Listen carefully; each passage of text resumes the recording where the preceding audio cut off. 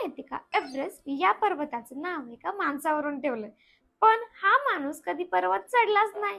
मग त्याचं नाव या पर्वताला का दिलं सांगते. आधी फॉलो करा आणि व्हिडिओ शेवटपर्यंत बघा. तर 1856 साली ब्रिटिश भारताचा नकाशा बनवत होते. The great trigonometrical survey of India. या सर्वेचे प्रमुख होते sir George Everest. Sir George Everest कोण होते? माउंटेनियर नाही, एक्सप्लोरर हा थोडेसे, सर्वे हो पूर्णपणे.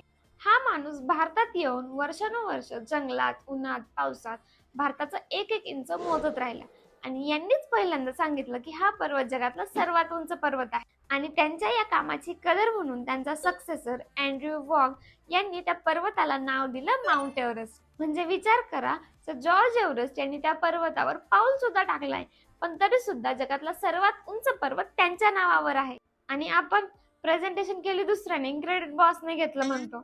अजून एक फॅक्ट, नेपाळमध्ये एव्हरेस्टला सागर माथा असं म्हणतात आणि तिबेटमध्ये चोमोलुंगमा.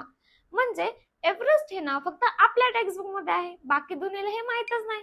जर कोणी विचारले की एव्हरेस्ट म्हणजे काय, तर त्यांना सांगा एक ब्रिटिश सर्वेयर होते ज्यांनी भारत मोजलं. ते कन्फ्युज होतील, पण त्यांना ही रील शेअर करा.